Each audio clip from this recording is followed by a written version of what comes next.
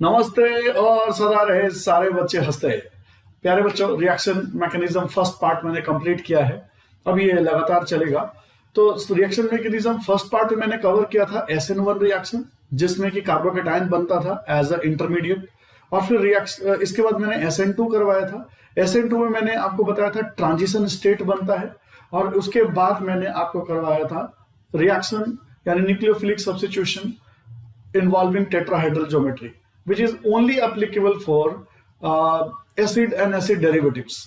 उनके लिए मैंने आपको करवाया था। ठीक है, तो अब हम उनके एनर्जेटिक्स के बारे में बात करने जा रहे हैं। जब तक आप एनर्जेटिक्स प्रोफाइल नहीं समझेंगे तब तक आपको पता नहीं चलेगा कि किस तरह से कंपाउंड कौन कितना स्टेबल होंगे, कौन कितना रिलीज करेगा, कितना एक्टिवेशन एनर्जी देना पड़ेगा, कार्बोकेटाइन को कहाँ रखेंगे, उसका पोटेंशियल एनर्जी क्या होता है, ट्रांजिशन स्टेट का पोटेंशियल एनर्जी क्या होता है, जो रिएक्टेंट था यानी सबस्ट्रेट उसका पोटेंशियल एनर्जी क्या होगा, प्रोडक्ट का पोटेंशियल एनर्जी क्या होगा। ये सब चीजों को अभी हम लोग एनर्जेटिक्स के थ्रू समझेंगे। तो चलिए फिर स्टार्ट करते हैं। Energetics of SN1 and SN2 pathway. ठीक है, let me take a pen first. Yes, yellow ले लेते हैं। तो energetics of SN1 and SN2 pathway इसकी बात करने जा रहे हैं। और जो मैंने आपको थर्ड वाला पार्ट बताया था, reaction nucleophilic substitution involving tetrahedral geometry, वो इसमें इन्वॉल्व नहीं है। ओनली SN1 एंड SN2 का एनर्जेटिक्स पाथवे हम देखने जा रहे हैं। प्यारे बच्चों, ये आपने देखा था RL में मैंने R क्यों लिया हुआ है? R कैन भी, प्यारे बच्चों, R आप ले सकते हो, CH3 को ले सकते हो, CH3L, CH3CH2L ले सकते हो। आप इस तरह से भी ले सकते हो, CH3C, CH3H, L ले सकते हो। ऊपर में मैंने Cl लिख दिया, इसको थोड़ा L लिख देते हैं। ठीक है, इसको L कर देते हैं। ठीक है, ओके। नाउ इसके बाद आप ये भी ले सकते हो, CH3C, CH3, CH3L। ठीक है प्यारे बच्चों, यहां पे आप देख रहे होंगे दिस कार्बन जिसपे L लगा हुआ है, लिविंग ग्रुप, वो कार्बन 3 कार्बन से अटैच है। तो इसको हम लोग क्या बोलेंगे? 3 डिग्री बोलेंगे, 3 डिग्री कार्बन। ठीक है, दिस कार्बन यानी जिसपे L लगा हुआ है attach with only 2 carbon, this one and this one, तो इसको हम लोग 2 डिग्री बोलेंगे। दिस कार्बन जिसपे L लगा हुआ है only attach with CH3, hydrogen से अटैच है, बट हाइड्रोजन से अटैच, हाइड्रोजन को काउंटिंग नहीं करते हैं डिग्री में, ओनली कार्बन। तो कितने कार्बन से अटैच है ये कार्बन अटैच है ओनली 1 से, 1 डिग्री। अब प्यारे बच्चों यहां देखिए, ये कार्बन जो कि L से अटैच है does not attach with any other carbon, only hydrogen attach है, नो कार्बन। तो बेसिकली इसको हम क्या नाम दें?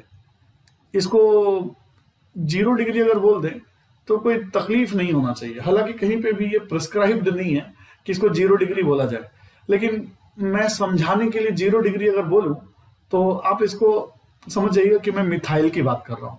ठीक है, methyl attach with the leaving group, 0 degree का मतलब ये है। तो ये मेरे और आपके समझने के लिए जो मैंने आपको पहले बता दिया, कहीं पे भी ऐसा मेंशन नहीं कि इसको 0 डिग्री हम बोलते हैं। ओके, ठीक है, तो आप इस बात को ध्यान रखिएगा। तो ये R पे मैंने फोकस किया कि ये R कैसा कैसा हो सकता है, 0 डिग्री हो सकता है, 1 डिग्री हो सकता है, 2 डिग्री हो सकता है, 3 डिग्री हो सकता है। लेकिन अभी हम R पे कंडीशन नहीं लगाने जा रहे हैं। R पे कंडीशन इस लेक्चर में नहीं लगाऊंगा, इसके अगले वाले लेक्चर में R के डिफरेंट वैरायटीज और उनके जो कंट्राडिक्शंस हैं और जो उनके कैरेक्टरिस्टिक्स हैं उनके बारे में हम अगले लेक्चर में बात करेंगे। अभी फिलहाल उस पर हमारा फोकस नहीं है कि ये R क्या होगा। अभी R को आप कुछ भी समझ लीजिए, इसके बाद मिथाइल समझ लीजिए, इथाइल समझ लीजिए, 3 डिग्री समझ लीजिए, 2 डिग्री समझ लीजिए। इसके ऊपर जो बेसिकली जो इसके ऊपर हमें कंडीशंस लगाने हैं या इस कंडीशन से जो डिफरेंट रिएक्शंस अरेंज होंगे वो हम अगले लेक्चर में बात करेंगे। इस लेक्चर में आप एज अ लेमैन समझ के चलिए यार कुछ भी हो सकता है। ठीक है, तो इसलिए अभी इस पे हम फोकस नहीं करेंगे। ठीक है, आपको ऐसे कार्बोकेटाइन की स्टेबिलिटी पता होगी तो आप समझ जाएंगे, लेकिन उसको हम अगले लेक्चर में डिस्कस करेंगे। अभी हम R के ऊपर फोकस नहीं कर रहे हैं। R कुछ भी समझ लीजिए, ठीक है, अभी फिलहाल के लिए समझ लीजिए, आगे हम लोग समझेंगे R के बारे में, उसको अलग से स्पेसिफिक पढ़ना है। तो फिलहाल हम स्टेप बाय स्टेप पढ़ रहे हैं, इसलिए R पे अभी फोकस नहीं कर रहे हैं। ठीक है, हालांकि मैंने जस्ट इंट्रोड्यूस कर दिया आपको R के बारे में। ठीक है, आगे प्यारे बच्चों देखिए ध्यान से, RL यानी कि Cl, carbon attach with L। ठीक है, अगर SN1 मैकेनिज्म है, SN1 मैकेनिज्म है तो मैंने आपको बताया था इंटरमीडिएट बनता है हमारा कार्बोकेटाइन, R+ बन गया। So this is we call it an intermediate, correct ना? इसको हम लोग इंटरमीडिएट बोलते थे। लास्ट लेक्चर अगर नहीं देखें तो देख लीजिएगा, ये इंटरमीडिएट कहलाता है।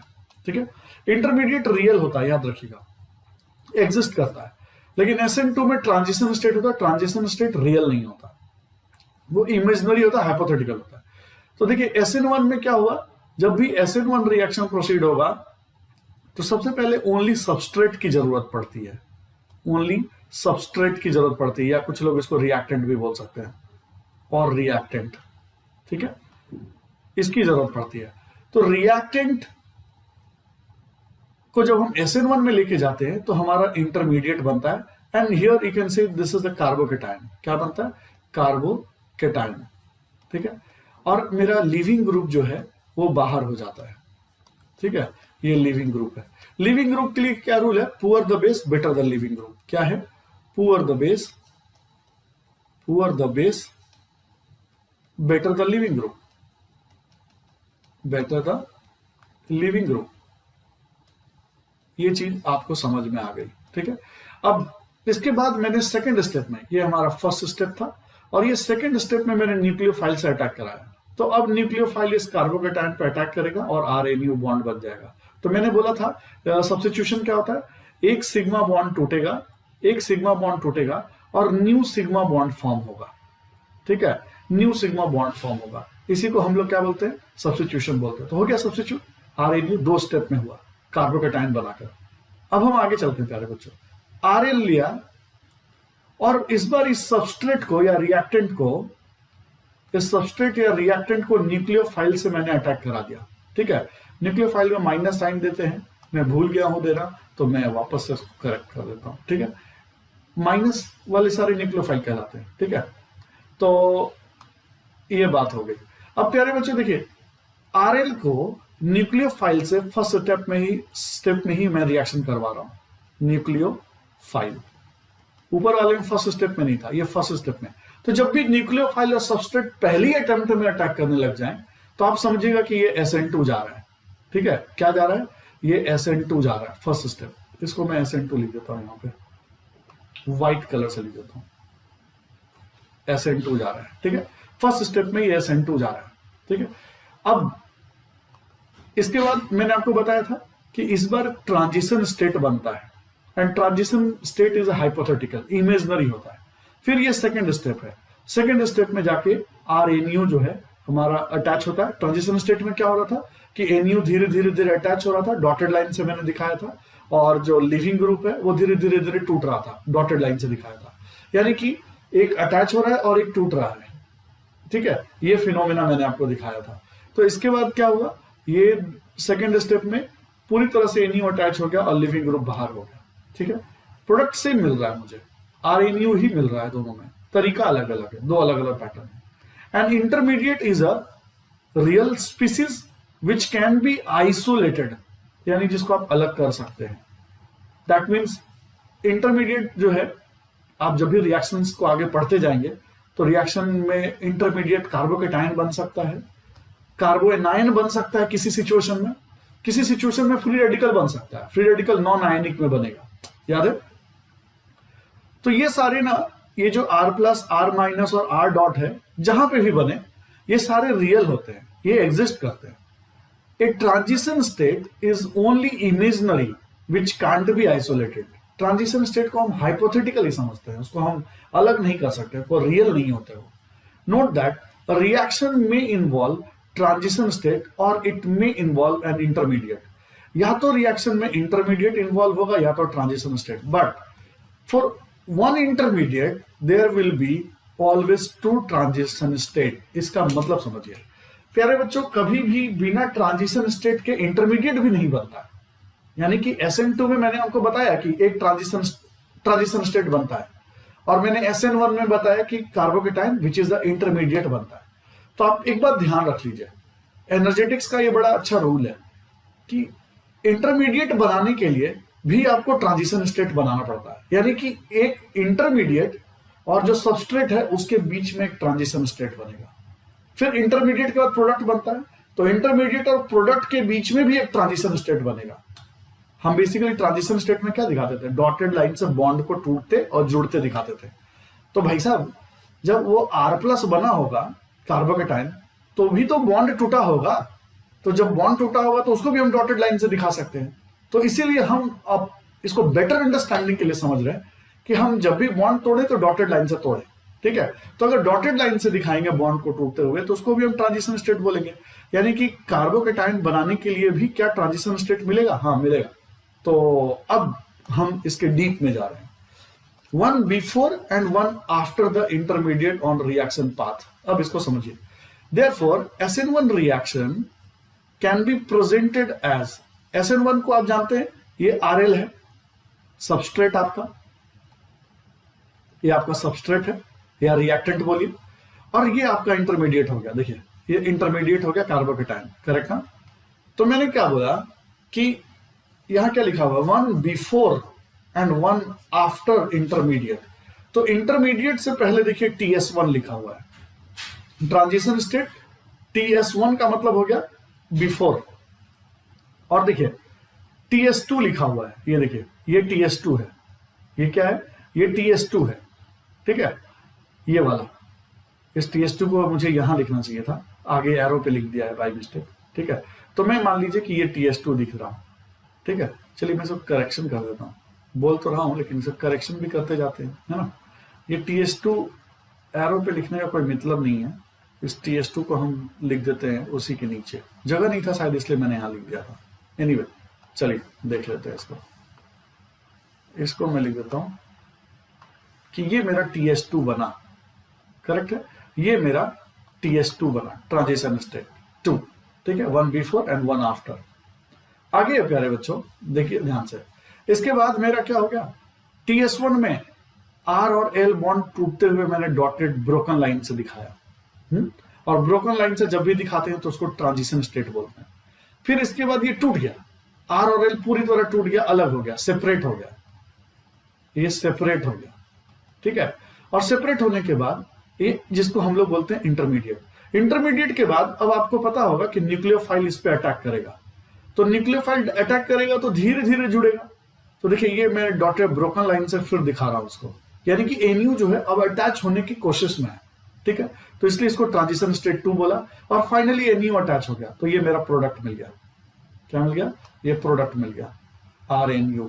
This is your product. ऊपर सबस्ट्रेट था यानी रिएक्टेंट बोलिए इसको, रिएक्टेंट, और ये मेरा प्रोडक्ट मिल गया, ठीक है।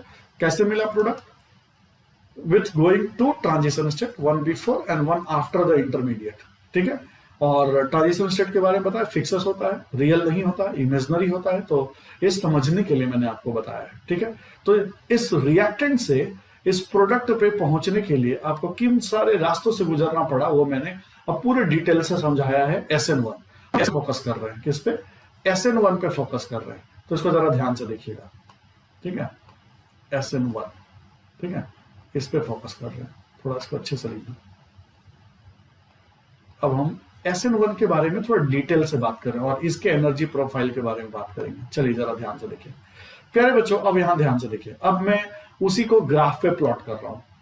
ये potential energy versus reaction coordinate का ग्राफ है। रिएक्शन कोऑर्डिनेट क्या होता है? प्रोग्रेस ऑफ रिएक्शन, कि कैसे कैसे रिएक्शन प्रोग्रेस करता है, कैसे कैसे वो सबस्ट्रेट या रिएक्टेंट से प्रोडक्ट में कन्वर्ट होता है। तो चलिए देखिए, यही मेरा सबस्ट्रेट था, करेक्ट ना, यही मेरा सबस्ट्रेट था और ये मेरा न्यूक्लियोफाइल था, ठीक है।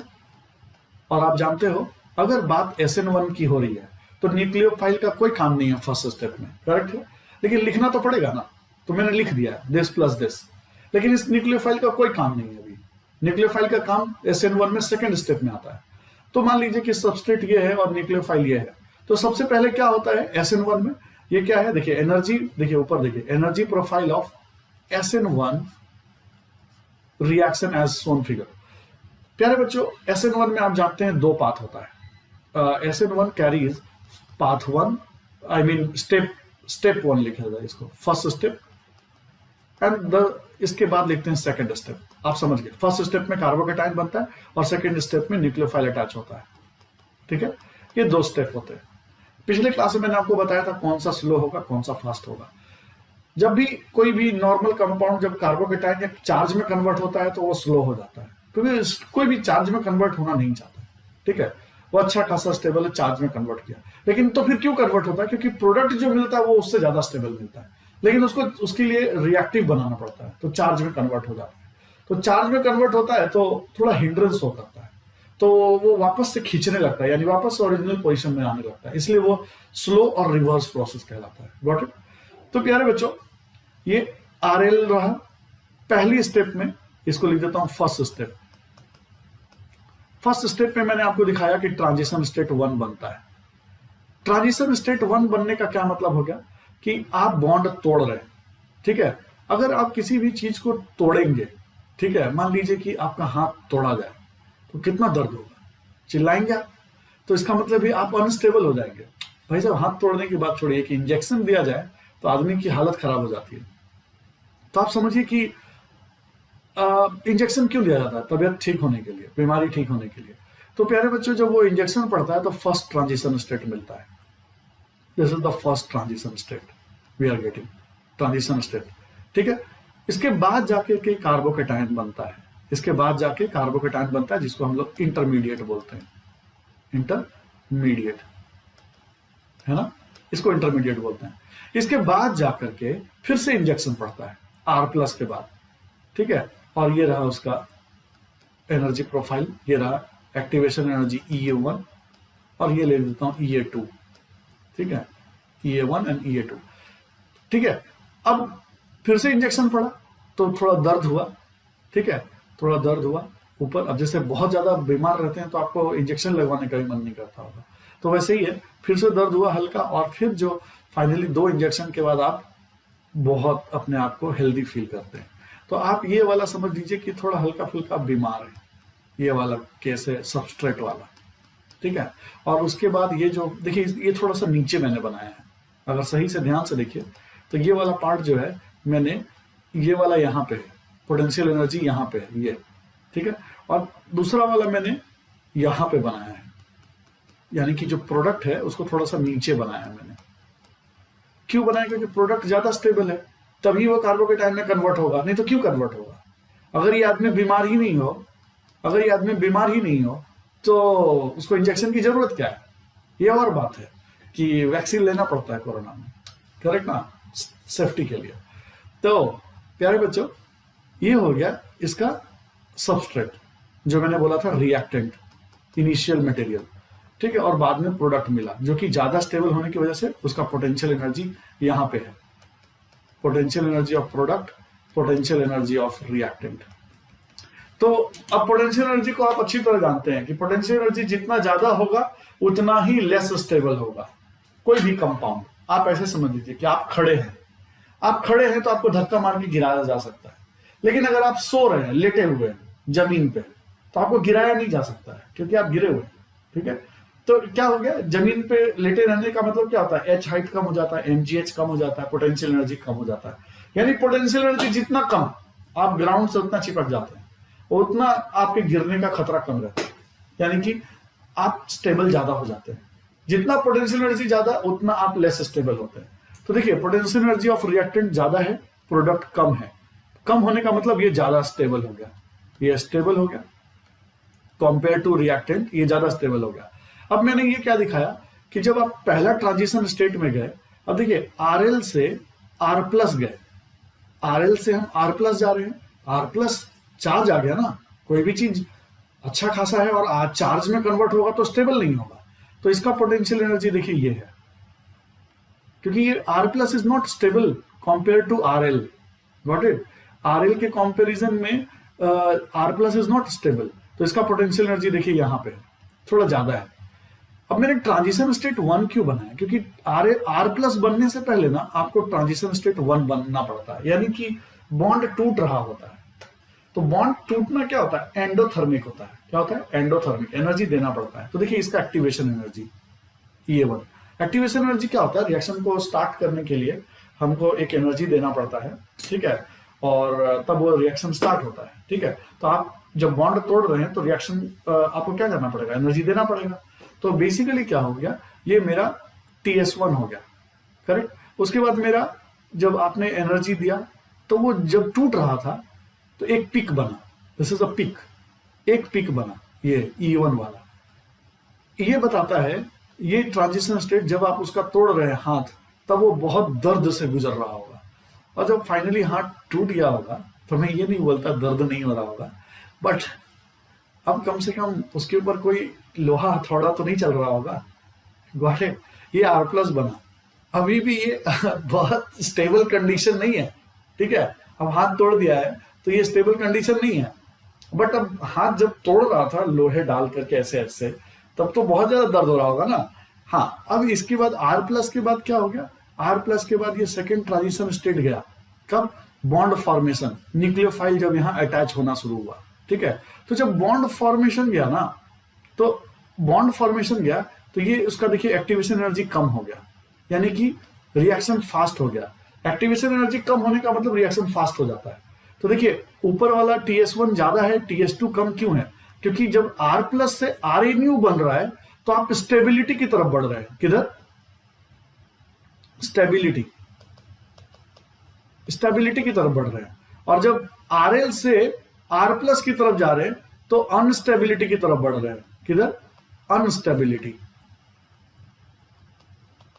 अनस्टेबिलिटी की तरफ बढ़ रहे हैं, करेक्ट ना। तो अनस्टेबिलिटी की तरफ बढ़ रहे हैं तो पिक ज्यादा है, फिर जब स्टेबिलिटी की तरफ बढ़ रहे हैं तो R+ से हल्का सा पिक बना, और फिर धीरे धीरे धीरे जब RNU पूरी तरह अटैच हो गया तब ये प्रोडक्ट बना। और आपको पता ही है bond formation is exothermic, energy release करता है। एनर्जी रिलीज करने से क्या होता है? प्रोडक्ट ज्यादा स्टेबल हो जाता है। तो जितना ज्यादा वो एनर्जी रिलीज करेगा उतना ही प्रोडक्ट स्टेबल होगा। तो इसलिए मैंने रिएक्टेंट से, सबस्ट्रेट से उसको थोड़ा नीचे बनाया, क्योंकि ये ज्यादा स्टेबल है। तो ज्यादा स्टेबल होने की वजह से ये रिएक्शन हो रहा है, क्योंकि अगर RL से ज्यादा अच्छा प्रोडक्ट RNU नहीं होता तो बनता ही नहीं। हाँ, फोर्स करते तो अलग बात है। तो यहां पे क्या हो गया कि एक तरह से आपने एक तरह से आप समझिए कि ये जो रिएक्शन, इसमें ज्यादा आपको एनर्जी देना नहीं पड़ा है, बट मैंने उसको आपको ग्राफ पे प्लॉट कर दिया। तो ट्रांजिशन स्टेट 1 का जो देखिए पोटेंशियल एनर्जी ज्यादा है, और ट्रांजिशन स्टेट 2 का पोटेंशियल एनर्जी कम है। कम पोटेंशियल एनर्जी मतलब ज्यादा स्टेबल है। तो ट्रांजिशन स्टेट 2 ज्यादा स्टेबल पोजीशन क्यों है? क्योंकि यहां बॉन्ड फॉर्म हो रहा है, बॉन्ड फॉर्मेशन है यहां पे, और यहां bond formation exothermic, energy release करता है। और यहां फर्स्ट स्टेप में क्या हो रहा है? बॉन्ड ब्रेक हो रहा है, बॉन्ड ब्रेक हो रहा है। पीछे के आपके इससे समझ में आ गया होगा, एक बार फिर से देख लेते हैं पीछे। देखिए यहां पे क्या हो रहा है? बॉन्ड ब्रेक हो रहा है, bond break, correct, first transition state, ठीक है। और फिर इंटरमीडिएट बन गया। तो एक TS1 जो बन रहा है ना, यानी कि ये जो बॉन्ड टूट रहा है, एक तरह से उसका हाथ तोड़ रहा है, तो चिल्ला रहा होगा बहुत ज्यादा। तो इसलिए जब चिल्ला रहा होगा तो मैंने ये TS1 को सबसे हाई कर दिया, क्योंकि उस कंडीशन में वो हाईली अनस्टेबल होगा। अब दूसरा देखिए, जब उसका हाथ टूट गया तो बेचारा मुझे हंसी आ रही है, बड़ा वियर्ड सा मैंने एग्जांपल ले रखा है, बट जब उसका हाथ टूट गया तो वो इस पोजीशन में आ गया, इंटरमीडिएट। ओके, इंटरमीडिएट पोजीशन में आ गया। मैं ये नहीं बोलता कि ये स्टेबल पोजीशन है, बट हाँ, ये अब उतना नहीं चिल्ला रहा होगा, ठीक है। ये R+ हो गया। अब इसके बाद डॉक्टर ने फिर उसका दूसरा हाथ जोड़ना शुरू किया, ठीक है। तो ये देखिए dot dot dot dot dot ये बनना शुरू हुआ। तो यहां पे क्या हो गया? This is the bond formation, bond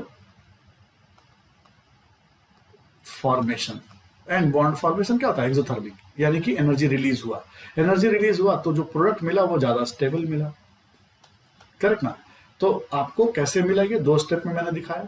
अब 2 स्टेप में जब ये अटैच हो रहा था, यानी कि ट्रांजिशन स्टेट 2 जो था, ये TS2 जो है,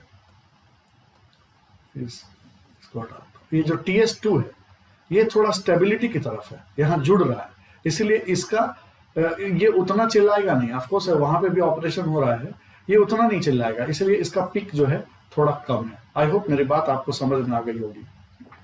इस एग्जाम्पल के अलावा मेरे पास अभी तत्काल कोई एग्जाम्पल नहीं समझ में आ रहा था, मैंने ले लिया, ठीक है। चलिए, अब ये आपको एनर्जी प्रोफाइल समझ में आ गया होगा। प्यारे बच्चों, ये एनर्जी प्रोफाइल आपके IIT के एग्जाम में बहुत फ्रिक्वेंटली पूछते हैं। पूरी अच्छी तरह से समझ में आ गया होगा कि SN1 मैकेनिज्म का, यानी SN1 रिएक्शन का क्या होता है एनर्जी प्रोफाइल। इंटरमीडिएट बनता है कार्बोकेटाइन, और इस कार्बोकेटाइन के एक पहले और एक बाद में ट्रांजिशन स्टेट होता है, ठीक है। और एक पहले जो ट्रांजिशन स्टेट होता है वो उसका पोटेंशियल एनर्जी ज्यादा होगा, बाद वाले का पोटेंशियल एनर्जी कम होगा, क्योंकि बॉन्ड फॉर्मेशन। आपसे पूछेगा ये सब क्वेश्चन कि क्यों कम होगा, तो आप बोलेंगे क्योंकि बॉन्ड फॉर्मेशन की तरफ जा रहा है। इसका ज्यादा क्यों होगा, क्योंकि बॉन्ड ब्रेक कर रहा है। क्लियर? तो ये रिएक्शन प्रोग्रेस है। रिएक्शन कोऑर्डिनेट का मतलब रिएक्शन प्रोग्रेस है, कैसे वो आरएल से आरएनयू बना। This is we call it progress of reaction. अब हम आगे चलते हैं, ठीक है। Since SN2 path has only one transition state and no intermediate, so its energy profile can be as shown. अब देखिए एक ही ट्रांजिशन स्टेट है तो एक ही पिक मिलेगा, ये एक पिक मिल रहा है, ठीक है, ये एक पिक, और ये ले लेता हूं इसका एक्टिवेशन एनर्जी, ये हो गया इसका एक्टिवेशन एनर्जी, ठीक है। एक ही पिक मिल रहा है, इसमें दो पिक नहीं मिल रहा, क्योंकि यहाँ पे ये जो है ट्रांजिशन स्टेट पेंटावैलेंट शो कर रहा था, और मैंने बताया था ये फिक्सस होता है ट्रांजिशन स्टेट। तो देखिए ये आरएल हो गया सबस्ट्रेट, और ये हो गया आपका न्यूक्लियोफाइल। अब देखिए SN2 में आरएल और न्यूक्लियोफाइल पहली स्टेप में आ जाते हैं, फर्स्ट स्टेप, और ये मेरा सेकंड स्टेप है। दिस साइड ये मेरा प्रोडक्ट बन गया। अब प्रोडक्ट तो ऑफकोर्स से ज्यादा स्टेबल होगा, तो ये थोड़ा सा मैंने ग्राफ में नीचे बना दिया है, और ये रिएक्टेंट को ग्राफ में ऊपर बनाया, क्योंकि पोटेंशियल एनर्जी उसका ज्यादा होगा। ऑफकोर्स ये ट्रांजिशन स्टेट है। ये ट्रांजिशन स्टेट का क्या मतलब हो गया, ये वो फेज है जहां पे चेंजेस हो रहे हैं, यानी कि एक हाथ टूट रहा है और दूसरा हाथ जोड़ रहा है, ठीक है। तो दर्द, मान लो कि उसको एनेस्थेसिया नहीं दिया तो क्या हाल होगा, समझ गए। तो उस पेशेंट का जो हाल होता है ड्यूरिंग तोड़ना और जोड़ने में, वो ये ट्रांजिशन स्टेट रिप्रेजेंट कर रहा है।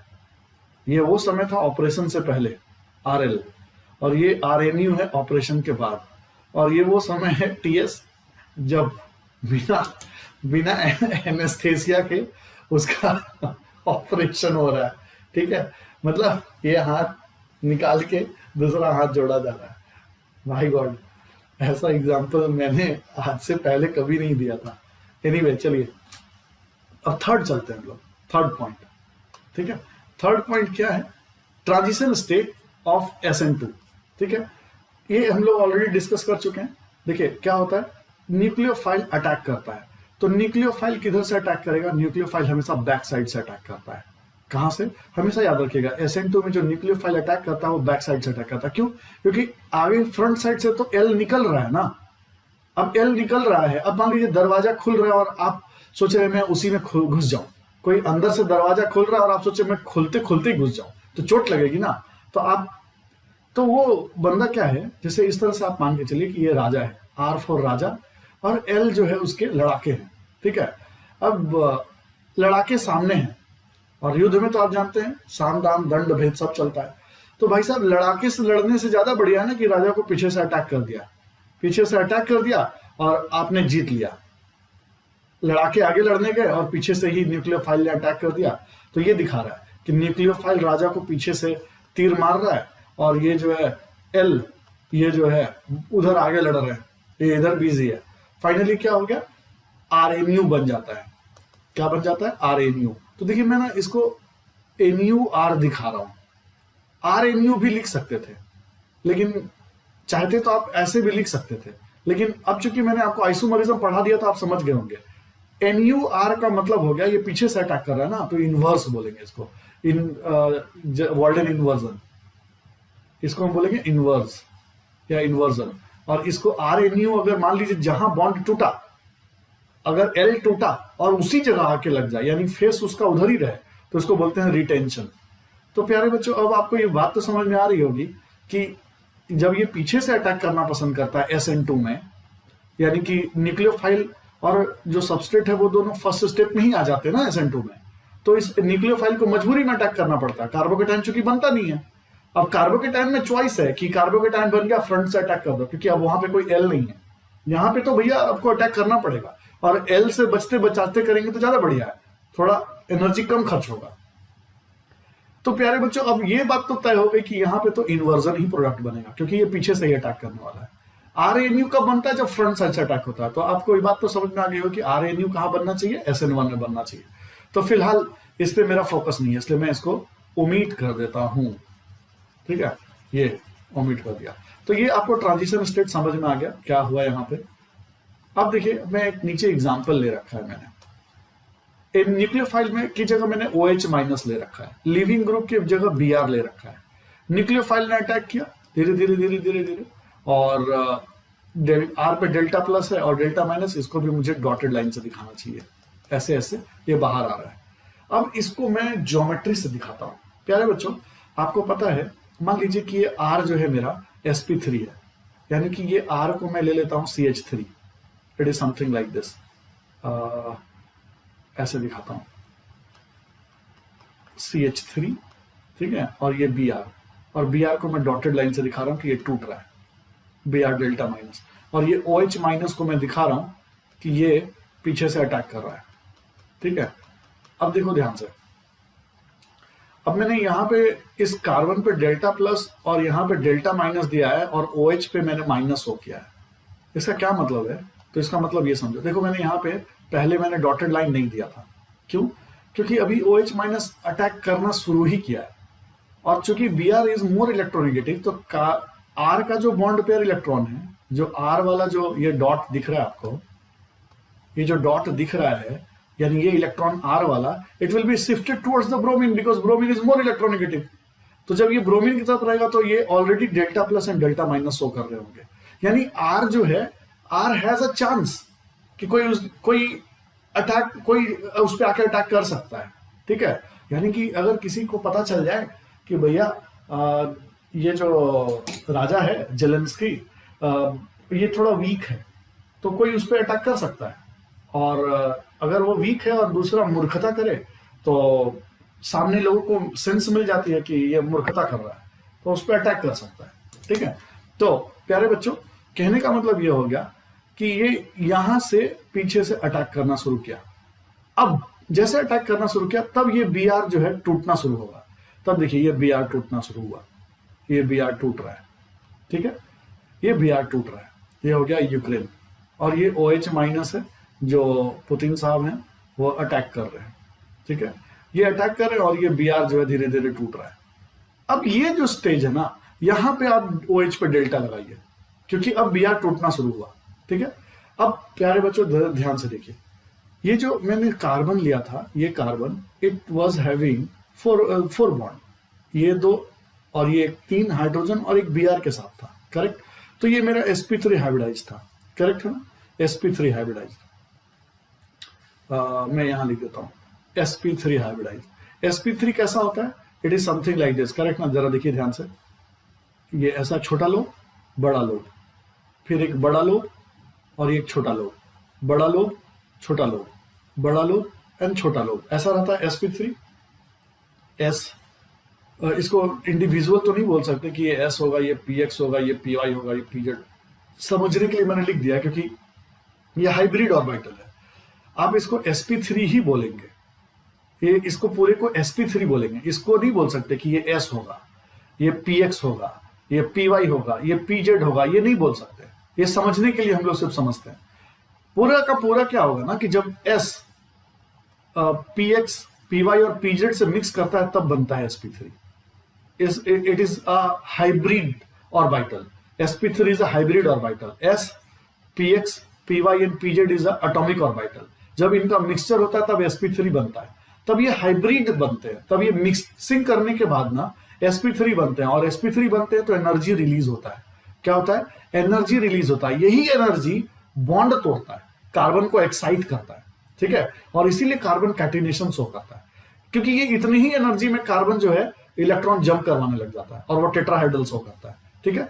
ये वो एनर्जी कहां से आता है? वो इनिशियल एनर्जी sp3 हाइब्रिडाइजेशन से ही आता है, ठीक है। तो मैंने ये sp3 दिखा दिया। अब आपको छोटा लोब बड़ा लोब तो समझ में आ रहा होगा कि एक बड़ा लोब बनता है और एक छोटा लोब बनता है, एक छोटा लोब बनता है और फिर एक बड़ा लोब। कितने लोब बनेंगे? देखिए s और 3 p है तो 4 लोब बनेंगे, दिख रहा होगा आपको 4 लोब, ऊपर नीचे लेफ्ट राइट, ठीक है। तो मैंने प्यारे बच्चों यहाँ पे वही दिखाया आपको, जरा ध्यान से देखिए। इस कार्बन का, ये जो कार्बन लिया है मैंने, उसके 3 मैंने हाइड्रोजन वाले बॉन्ड दिखाए, देखिए रेड कलर से दिखा रहा हूँ, 3 हाइड्रोजन वाले बॉन्ड है ये, ठीक है। और 3 हाइड्रोजन वाले बॉन्ड है, उसमें मेरा इंटरेस्ट नहीं है, मेरा इंटरेस्ट है लिविंग ग्रुप वाले में। तो मान लो कि लिविंग ग्रुप वाला इससे बॉन्ड बनाया होगा, ये वाले लोब से, तो ये लोब का ये बड़ा वाला पार्ट है जिसके साथ L अटैच है, इसका छोटा वाला पार्ट है। तो मैंने ये छोटा वाला पार्ट को इधर बनाया, इसके लिए मैं अलग कलर ले लेता हूँ, ठीक है, ये कलर ले लेता हूँ कि ये जो है बड़ा वाला लोब के साथ, क्योंकि ये बेसिकली इलेक्ट्रॉन डेंसिटी रिप्रेजेंट कर रहा है, ठीक है, और ये छोटा वाला लोब है। अब ये जो है ना बड़े वाले लोब के साथ एल अटैच है, ये एल जो है बड़े वाले लोब के साथ अटैच है। होता क्या है, जैसे ही आप न्यूक्लियोफाइल पीछे से अटैक करता है, न्यूक्लियोफाइल पीछे से अटैक करता है, किस पे अटैक करता है? ये छोटे वाले लोब पे अटैक करता है। Got it? ये छोटे वाले लोब पे अटैक करता है तो अपना इलेक्ट्रॉन देने लगता है न्यूक्लियोफाइल को। और ये लोब क्या है? बेसिकली एक तरह का इलेक्ट्रॉन का क्लाउड है वो। तो ये जैसे अपना इलेक्ट्रॉन देने लगता है ना, तो ये लोब जो है, ये जो लोब है आपका, ये धीरे धीरे धीरे धीरे बड़ा होने लगता है। इसको मैं व्हाइट कलर से दिखाता हूं। ये लोब जो है धीरे धीरे धीरे धीरे धीरे बड़ा होने लगता है, ठीक है। और चूंकि ये जो एल है ये बाहर निकल रहा है, तो ये लोब ना धीरे धीरे धीरे छोटा होता रहता है। इसको मैं छोटा दिखा रहा हूं ऐसे, यानी कि एक बड़ा एक छोटा, ये मैं बड़ा से दिखा रहा हूं। एक लोब बड़ा होता जा रहा है और एक लोब छोटा होता जा रहा है। तो एक ऐसा टाइम आएगा ना जब इक्विलिब्रियम अटेन करेगा, क्योंकि एक बड़ा हो रहा है एक छोटा हो रहा है, तो एक बार आएगा जब दोनों बराबर हो जाएंगे। तो बराबर होने का क्या मतलब हो गया? ये अपने एटॉमिक ऑर्बिटल के सेंस में आ जाएंगे। पीजेड क्या हो गया? पीजेड को हम इस तरह से दिखाते हैं, या पीएक्स को या पीवाई को ऐसे दिखाते हैं, एक डंबल। इसमें क्या रहता है? बराबर रहता है ना, ये वाला और ये वाला। तो ये बराबर कब रहता है? जब वो किसी से बॉन्ड नहीं बनाता है, ठीक है, यानी कि एम्प्टी रहता है, खाली रहता है, ठीक है। तो ये हो गया मेरा, जब ये इक्विलिब्रियम अटेन करेगा ना, तो ये वाला जो पार्ट है, इसको मान लीजिए मैं पीजेड ले लेता हूं, ये पीजेड बन जाता है। अब ये sp3 लोब नहीं है। पहले क्या था? शुरू में जब आप चाहे इसको लीजिए, चाहे इसको लीजिए, चाहे इसको लीजिए, चाहे इसको लीजिए, इसको spx py pz आप नाम नहीं दे सकते। इसको हमेशा बोलना पड़ेगा कि भाई ये sp3 लोब है, ठीक है। इस लोब को भी बोलना पड़ेगा sp3 ही। अगर कोई मान लो हाइड्रोजन बॉन्ड बना रहा है तो बोलेंगे s वर्सेस sp3 का बॉन्ड बन रहा है। कई लोग बोल देते हैं s वर्सेस px या x वर्सेस py, वो समझाने के लिए बोलते होंगे, लेकिन ये बेसिकली s वर्सेस sp3 बन रहा है। अब आप डिस्टिंग्विश नहीं कर सकते कि इसमें px कौन है, py कौन है, pz कौन है और s कौन है। Got it? तो प्यारे बच्चों, जब ये बराबर के लोब में पहुंच गया, ये इधर से टूटा और जुड़ने वाला ये बराबर पहुंच गया, अब ये pz दिखाई देगा या px या py, कोई भी एक पकड़ लो। यानी कि अब ये क्या हो गया? एम्प्टी हो गया। अब ये एम्प्टी हो गया जब से ही वो दोनों बराबर पहुंचे, खाली हो गया वो, ठीक है। खाली हो गया तो अब हम इसका नाम दे देते हैं इस लोब को pz या तो px या तो py नाम देते हैं, क्योंकि अब इसको sp3 नहीं बोलेंगे। तो आपको बात समझ में आ गई होगी कि sp3 किसको बोलते हैं, और जब वो बराबर के लोब में पहुंच जाता है तो उसका एटॉमिक ऑर्बिटल में नाम दे देते हैं। कोई भी नाम दे दीजिए, px py pz में। तो देखिए क्या लिखा हुआ है, इन SN2 reaction only back side attack of nucleophile is possible because in front side attack nucleophile suffers electronic repulsion, L- निकल रहा है, with leaving group as well as with Cl bond pair। ये जो बॉन्ड पेयर है इससे भी उसका repulsion होता है अगर न्यूक्लियोफाइल सामने से अटैक करता है। एल से तो होगा ही, बॉन्ड पेयर से भी होगा। Such repulsion is less not such repulsion is क्या लिखा है, less not occur in back side attack. हाँ, सच रिपल्सन इज लेस यानी कम होता है, ठीक है। कहां? बैक साइड अटैक में। Not occur in back side attack, such repulsion is not occur in back side attack. तो इस लेस को मैं इन्वर्टेड कॉमा में लिख देता हूं। ये रिपल्सन बैक साइड अटैक से लेस होता है, यानी कि उसका इंटेंसिटी जो है रिपल्सन का कम रहता है, ठीक है। क्योंकि फ्रंट साइड में एल है, फ्रंट साइड में बॉन्ड पेयर है, तो पीछे से अटैक करने में उसको ज्यादा हिंड्रेंस नहीं होता। तो क्या होता है? द बिगर लोब, अब आपको समझ में आ गया, एल के साथ जो लोब अटैच है, the bigger lobe of sp3 orbital. Got it? अब हम ये नहीं बोलेंगे कि pz है कि px है। The bigger lobe of sp3 orbital is preoccupied, एक सेकेंड पेन का ये चला गया, is preoccupied by leaving group. Correct है, बिगर लोब में एल लगा हुआ था, only the smaller lobe of sp3 is free, तो वही अटैक करता है। Hence nucleophile attacks on the smaller lobe of sp3 orbital from backside. As soon as this attack occurs, soon लिखना चाहिए था भैया, क्या हम बताएं तुम्हें, ये भी एक जुल्म होता रहता है बॉन्ड ये बनाते समय। रुकिए, इसको मुझे पहले ये करना पड़ेगा, as soon as बनाना पड़ेगा। एज सुन एज, तो माफ कीजिएगा, थोड़ा करेक्शन साथ साथ में चलता रहे तो थोड़ा अच्छा रहेगा, ठीक है। तो मैं इसको सून बना देता हूं, as soon as this attack occurs in size at the cost of decrease in size of the bigger lobe. In this practice, a movement comes which both lobes of equal size. ठीक है, क्या है? In size of bigger lobe. In this practice, a movement comes which both lobes becomes of equal size. ठीक है. Now it is a p orbital unhybridised. अब उसका नाम sp3 नहीं रहेगा, उसको बोलेंगे p ऑर्बिटल अनहाइब्रिडाइज्ड. ठीक है, तो p ऑर्बिटल में कोई भी चूज कर सकते हैं क्योंकि डीजनरेट होता है. px ले लीजिए, py ले लीजिए, pz ले लीजिए. A carbon having one p orbital unhybridized is sp2 hybridized. यानी कि अगर वो अनहाइब्रिडाइज्ड हो गया, लोब बराबर हो गया, अनहाइब्रिडाइज्ड हो गया, तब उस समय कार्बन का हाइब्रिडाइजेशन क्या हो जाएगा? sp2 हो जाएगा. Got it?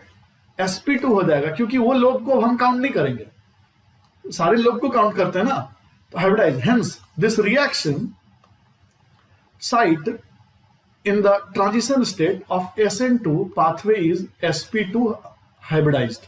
यानी कि हम जो ट्रांजिशन स्टेट में जो कार्बन होता है उसका हाइब्रिडाइजेशन क्या ले लेंगे? sp2. आपसे ये असर्शन रीजन में क्वेश्चन आएगा कि in transition state tell the hybridization of carbon, तो हम बोलेंगे sp2. हालांकि वो पेंटावेलेंट है, लेकिन पेंटावेलेंट हम क्यों नहीं लेते, उसका काउंट करते? क्योंकि एक पार्शियली जुड़ रहा है, एक पार्शियली टूट रहा है, तो हम इन दोनों को नलिफाई कर देते हैं, नेग्लिजिबल ले लेते हैं. ठीक है, और हम काउंट करते हैं 3 सिग्मा को. ठीक है, तो इसीलिए हम लोग sp2 बोलते हैं. और 3 सिग्मा क्यों काउंट कर रहे हैं? तो ये पार्शियली जुड़ना, पार्शियली टूटने का पूरा सिग्निफिकेंस मैंने आपको समझाया कि वो लोब जो है बराबर हो जाता है.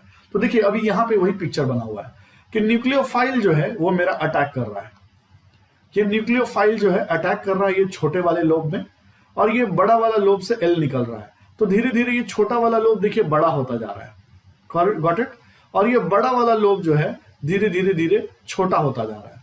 एक टाइम आएगा जब इक्विलिब्रियम रीच कर जाएगा. ठीक है, इक्विलिब्रियम रीच कर जाएगा. मान लीजिए ये इक्विलिब्रियम अटेन कर गया, ये इक्विलिब्रियम अटेन कर गया, दोनों का साइज बराबर कर दिया, this equal to this size कर दिया. तो क्या हो गया? पीजेड नाम दे दिया, पीजेड आप कुछ भी दे सकते हैं, इसमें px दे सकते हैं, py. पीजेड ऑर्बिटल जो है मेरा वो हो गया ये अनहाइब्रिडाइज्ड. PZ orbital unhybridised. तो जैसे ये अनहाइब्रिडाइज्ड हुआ, इसका नाम हमने दे दिया पीजेड ऑर्बिटल. px भी दे सकते हैं, py भी दे सकते हैं, अनहाइब्रिडाइज्ड.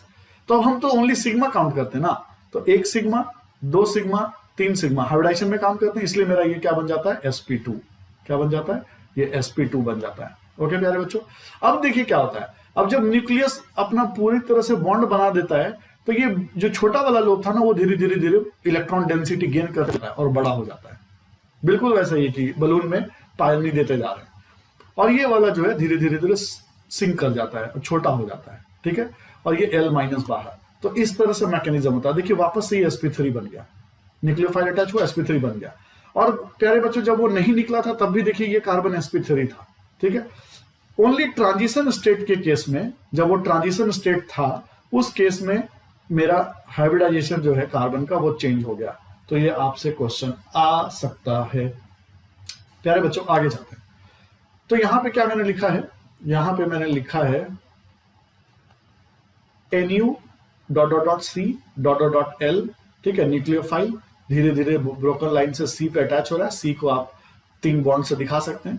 ठीक है, और ये L धीरे धीरे बाहर निकल रहा है, तो आप इसको डेल्टा माइनस दिखा दीजिए, इसको भी डेल्टा माइनस, क्योंकि दोनों ब्रोकन लाइन पे आ गया है. ठीक है, this unit is oriented perpendicular to sp2 plane. अच्छा, अब ये क्या बोलता है, इसको जरा ध्यान से सुनिए. NuCl. अब मैं यहाँ पे जो चार्ज है ना उसको ओमिट कर देता हूं, क्योंकि वो जो बोलना चाहता है उस यूनिट के बारे में बोल रहा है कि ये जो NuCl जो बना, गॉट इट, ये जो Nu और Cl जो बन रहा है आपका, ठीक है, कि एक बॉन्ड जुड़ रहा है, एक बॉन्ड टूट रहा है ट्रांजिशन स्टेट में. This unit is oriented perpendicular to sp2 plane. sp2 कैसा होता है भाई? ये होता है ना ट्रायंगुलर प्लेनर. sp2 प्लेनर होता है ना, it is something like this. Got it? 120 degree angle होता है, 120, 120, 120. अब ये वाला बोलता है जो ये NuCl है वो इस तरह से हो जाता है, ये कार्बन है, देखिए ध्यान से, this is your carbon, this is your carbon. Since ये sp2 हो गया ट्रांजिशन स्टेट में तो मैंने बना दिया sp2, ठीक है। ये 3 हाइड्रोजन हो गया, 1 2 और ये 3 हाइड्रोजन। अब ये Nu जो है ना कहां आ गया, परपेंडिकुलर, ये यहां से आ रहा है ऐसे Nu, और ये कहां है, L कहां है, नीचे, they are perpendicular to this sp2, this is sp2 plane, got it.